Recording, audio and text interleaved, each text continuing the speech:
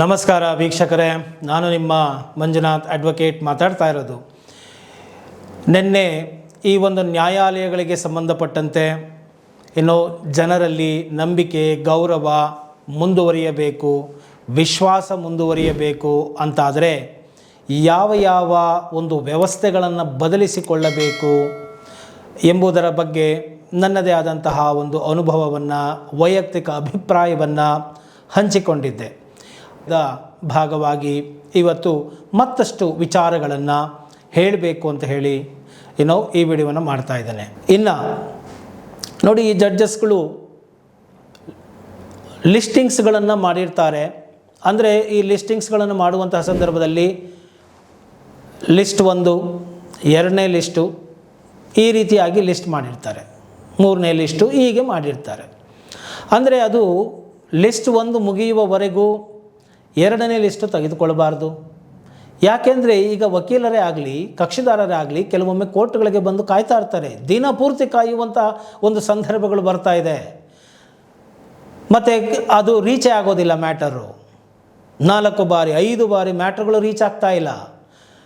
ಕಕ್ಷಿದಾರರ ಸಮಯ ವೇಸ್ಟು, ದುಡ್ಡು ವೇಸ್ಟು. ಈಗ ಅವರು ಪ್ರತಿಯೊಂದು ಹಿಯರಿಂಗಿಗೆ ದುಡ್ಡು ಕೊಟ್ಟಿರ್ತಾರೆ ಕಕ್ಷಿದಾರರು, ಅವ್ರಿಗೂ ವೇಸ್ಟ್ ಆಗುತ್ತೆ. ಮತ್ತು ವಕೀಲರ ಸಮಯ ವೇಸ್ಟ್ ಆಗುತ್ತೆ, ಯಾವುದೇ ಬೆಳವಣಿಗೆ ಆಗೋದಿಲ್ಲ. ಯಾಕೆ? ಬಿಕಾಸ್ ಆಫ್ ಇಲ್ಲಾಜಿಕಲ್ ಲಿಸ್ಟಿಂಗ್ಸ್, ತಾರ್ಕಿಕವಲ್ಲದ ಲಿಸ್ಟಿಂಗ್ಸ್ಗಳನ್ನ ಮಾಡುವಂಥದ್ದು. ನ್ಯಾಯಾಧೀಶರುಗಳು ಓದ್ಕೊಂಡಿದ್ದರೆ ಗೊತ್ತಾಗುತ್ತೆ ಯಾವ ಕೇಸುಗಳು ಎಷ್ಟೆಷ್ಟು ನಿಮಿಷದಲ್ಲಿ ಬಗೆಹರಿಸಬಹುದು, ಕೇಳಬೇಕು ಅನ್ನೋದು ಗೊತ್ತಿರುತ್ತೆ. ಉದಾಹರಣೆಗೆ ಒಂದು 100 ಕೇಸು ಹಿಯರ್ ಮಾಡ್ಬೋದು ನಾನು ಅಂತಂದರೆ 150, 250 ಕೇಸುಗಳನ್ನ ಯಾಕೆ ಹಾಕೋಬೇಕು? ಅದಕ್ಕೆ ಯಾಕೆ ಕಕ್ಷಿದಾರರು ಬಂದು ಕಾಯಬೇಕು? ಕೆಲವೊಮ್ಮೆ ಒಂದು ಅಪಿಯರೆನ್ಸ್ಗೆ ಸೀನಿಯರ್ ವಕೀಲರುಗಳನ್ನ ಕರ್ಸ್ಕೊಂಡು ಬರ್ತಾರೆ, ಲಕ್ಷಗಟ್ಟಲೆ ಫೀಸ್ ಕೊಟ್ಟಿರ್ತಾರೆ.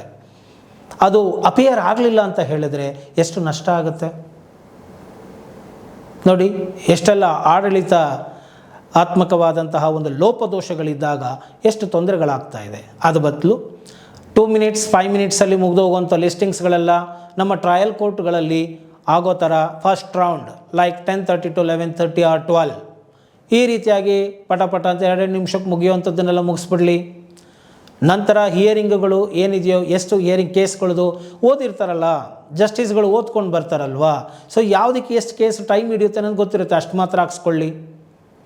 3 ಗಂಟೆ ಮೇಲೆ ಆರ್ಗ್ಯುಮೆಂಟು, ಡೀಪ್ ಆರ್ಗ್ಯುಮೆಂಟು. ಕೆಲವು ಸೀನಿಯರ್ಸ್ಗಳು ಬಂದಾಗ ಅವರಿಗೆ ಎಕ್ಸ್ಟ್ರಾ ಪ್ರಿವಿಲೈಜಸ್ಗಳಿರುತ್ತೆ, ಅವರಿಗೆ ಎಕ್ಸ್ಟ್ರಾ ಟೈಮ್ಗಳಿರುತ್ತೆ. ಸೊ ಅವರು ಆರ್ಗ್ಯುಮೆಂಟು ಕೂತ್ಕೊಂಡ್ರೆ ಬೇರೆಯವ್ರಿಗೆ ಯಾರಿಗೂ ಅವಕಾಶಗಳೇ ಇರೋದಿಲ್ಲ. ಕೆಲವರಿಗೆ 2 ನಿಮಿಷನೂ ಕೇಳೋಲ್ಲ, ಕೆಲವರು ಸೀನಿಯರ್ಗಳು ಬಂದರೆ ಗಂಟೆಗಟ್ಟಲೆ ಆರ್ಗ್ಯುಮೆಂಟ್ ಮಾಡ್ಕೊಂಡು ಕೂತ್ಕೋತಾರೆ. ಸೊ ಈ ರೀತಿ ಆದಾಗ ಅಸಮಾನತೆ ಕಂಡು ಬರುತ್ತೆ. ದುಡ್ಡು ಇರುವವನು ಹಿರಿಯ ವಕೀಲರನ್ನು ಹೈಯರ್ ಮಾಡಿ ಬಂದು ನ್ಯಾಯವನ್ನು ಪಡ್ಕೊಂಡು ಹೋಗ್ಬಿಡ್ತಾರೆ. ದುಡ್ಡು ಇಲ್ಲದಿರೋರಿಗೆ ಏನು ಮಾಡಬೇಕು?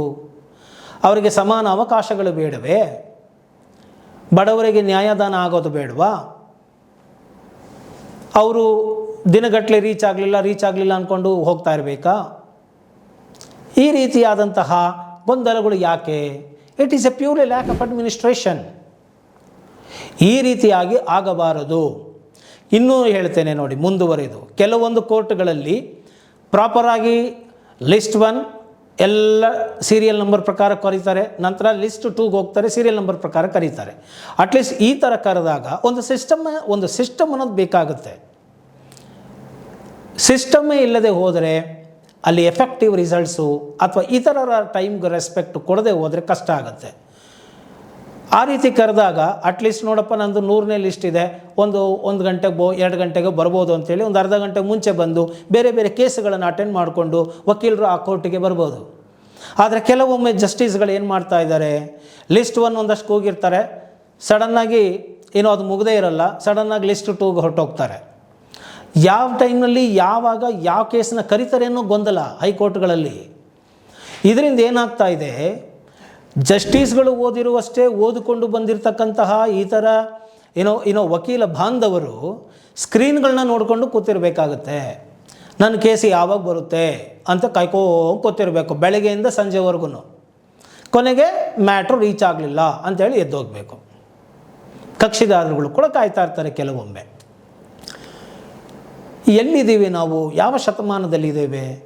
ಇಷ್ಟು ಸಣ್ಣ ಪುಟ್ಟ ಚಿಕ್ಕದಾದಂತಹ ಕೆಲಸಗಳನ್ನು, ಲಿಸ್ಟಿಂಗ್ಸ್ಗಳನ್ನು ಒಂದು ಆರ್ಗ್ಯಾನಿಕ್ ಆಗಿ, ಒಂದು ಸಿಸ್ಟಮ್ಯಾಟಿಕ್ ಆಗಿ ಮಾಡಿಕೊಳ್ಳೋದು ಬೇಡವಾ? ಎಷ್ಟು ತೊಂದರೆಗಳಾಗ್ತಾ ಇದೆ ವಕೀಲರುಗಳಿಗೆ ನೋಡಿ. ಹೈಕೋರ್ಟಲ್ಲಿ ಹಿಂದಿನ ದಿನ ಬರುತ್ತೆ ಮೇಲಲ್ಲಿ, ಅಥವಾ ಇದು ಲಿಸ್ಟಿಂಗ್ಸ್ ಆಗೋದು, ಇನಿಷಿಯಲ್ಗಳನ್ನ ನೋಡಿ, ವಕೀಲರದ್ದು ಇನಿಷಿಯಲ್ ನೋಡಿ ಚೆಕ್ ಮಾಡ್ಕೋಬೇಕು. ಹಿಂದಿನ ದಿನ ಬಂದರೆ ಬೆಳಕರಿಯಷ್ಟರಲ್ಲಿ ಅವ್ರು ರೆಡಿಯಾಗಿರಬೇಕು. ಕಕ್ಷಿದಾರರಿಗೆ ಹೇಳಬೇಕು, ಬೆಳಕರಿಯಷ್ಟರಲ್ಲಿ ರೆಡಿಯಾಗಿ ಅವರು ಫೈಲ್ ತೊಗೊಂಡು ಬಂದಿರಬೇಕು ಕೋರ್ಟ್ ಮುಂದೆ. ಇಲ್ಲ ವಿ ಸಿ ಮಾಡ್ಬೋದು. ಯಾಕೆ ಒಂದು 5 ದಿನ ಮುಂಚೆ ಲಿಸ್ಟ್ ಮಾಡೋಕ್ಕಾಗೋದಿಲ್ವಾ? ಅಷ್ಟು ಗೊಂದಲ ಯಾಕೆ? ಟ್ರಯಲ್ ಕೋರ್ಟ್ಗಳಲ್ಲಿ 1 ತಿಂಗಳು ಮುಂಚೆನೇ ಗೊತ್ತಾಗುತ್ತೆ, ನೆಕ್ಸ್ಟ್ ಡೇಟ್ ಇಂಥದ್ದು ಅಂತಿರುತ್ತೆ, ಆ ಡೇಟ್ಗೆ ನೋಡ್ಕೊಳ್ತಾರೆ, ಅದ್ರ ಪ್ರಕಾರ ಹೋಗ್ತಾರೆ. ಅದೇ ಥರ ಯಾಕೆ ಹೈಕೋರ್ಟಲ್ಲಿ ಸಿಸ್ಟಮ್ ಮಾಡಬಾರ್ದು? ಅಲ್ಟಿಮೇಟಾಗಿ ಕೋರ್ಟ್ ಇರೋದು ಏನಕ್ಕೆ? To give justice to the public ಸರ್ವಿಸ್ಗೋಸ್ಕರನೇ ಕೋರ್ಟು ಇರೋದು. ಅದು ಹೈಕೋರ್ಟ್ ಆಗಲಿ, ಸುಪ್ರೀಂ ಕೋರ್ಟ್ ಆಗಲಿ, ಸಾರ್ವಜನಿಕರಿಗೆ, ವಕೀಲರಿಗೆ ತೊಂದರೆ ಆಗೋ ಥರದಲ್ಲಿ ಯಾಕೆ ಈ ಒಂದು ಅಡ್ಮಿನಿಸ್ಟ್ರೇಷನ್ ಇರಬೇಕು ಅನ್ನೋದು ನನ್ನ ಒಂದು ಪ್ರಶ್ನೆ ಆಗಿದೆ. ಸೊ ಈ ರೀತಿಯಾಗಿ ಈ ಒಂದು ಲಿಸ್ಟಿಂಗ್ಸ್ಗಳನ್ನು ಸರಿಯಾದ ರೀತಿಯಲ್ಲಿ ಫಾಲೋ ಮಾಡಬೇಕು.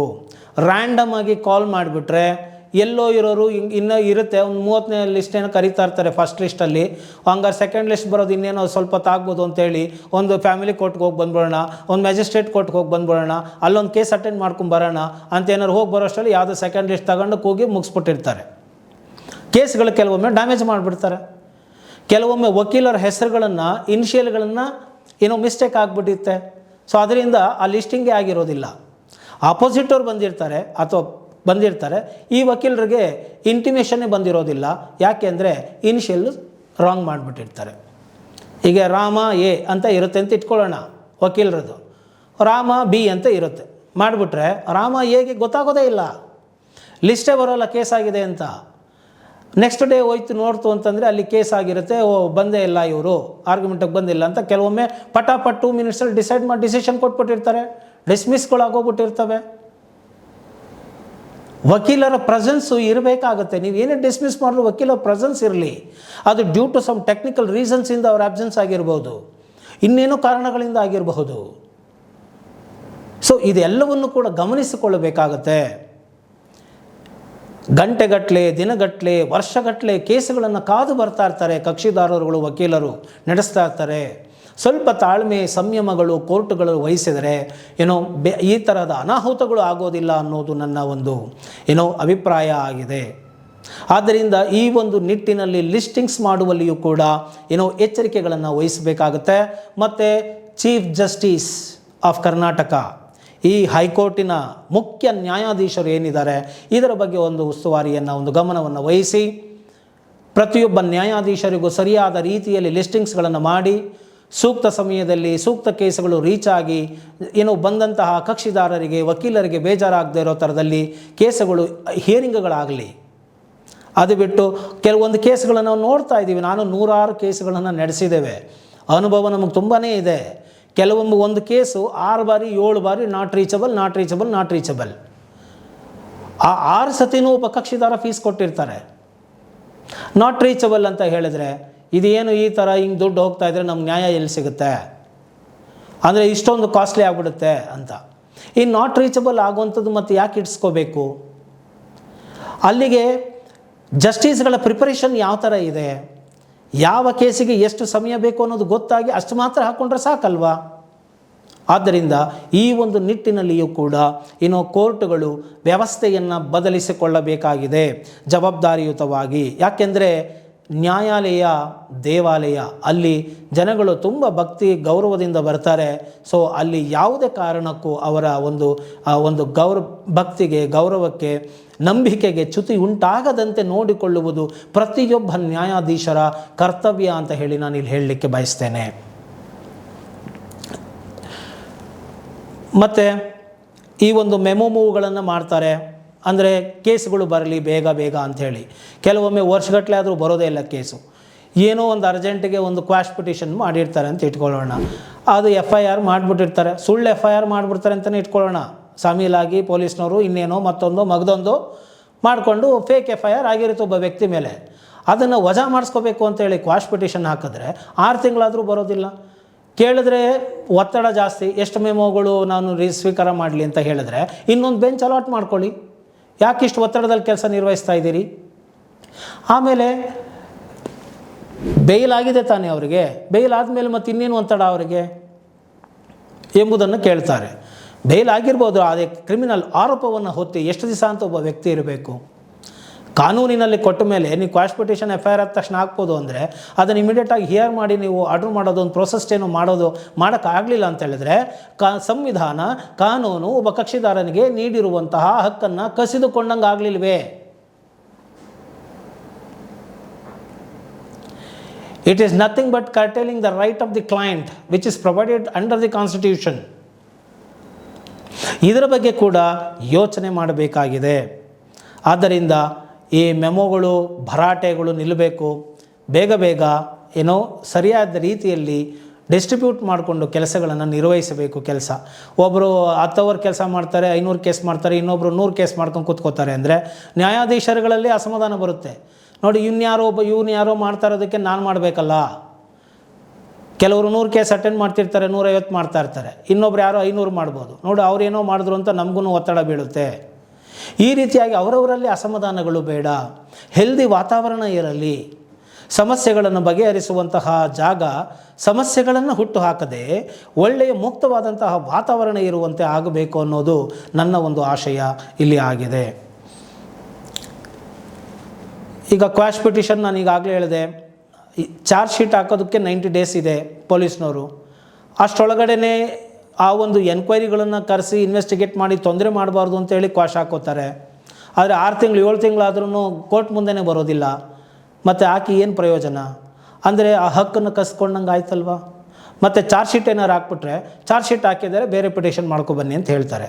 ಹಾಗಾದರೆ ಮೊದಲು ಹಾಕಿದ್ದಕ್ಕೆ ದುಡ್ಡು ಕೊಡೋರು ಯಾರು? ಚಾರ್ಜ್ ಶೀಟ್ ಹಾಕಿದ ಮೇಲೆ ದುಡ್ಡು ಕೊಡೋರು ಯಾರು? ಎರಡೆರಡು ದುಡ್ಡುಗಳನ್ನು ಖರ್ಚು ಮಾಡಿಕೊಂಡು ಕೆಲಸಗಳನ್ನು ನಿರ್ವಹಿಸಬೇಕು ಈ ಭಾರತ ದೇಶದಲ್ಲಿ.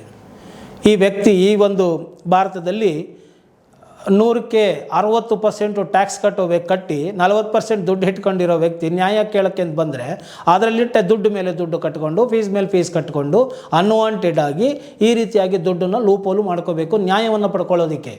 ಇದು ಕಠೋರ ಸತ್ಯ, ವಾಸ್ತವ ಇದು. ಆದ್ದರಿಂದ ನಾನು ಇದನ್ನು ಹೇಳ್ತಾ ಇದ್ದೀನಿ, ಇದು ಮುಂದುವರಿಯಬಾರದು ಅಂತ ಹೇಳಿಬಿಟ್ಟು.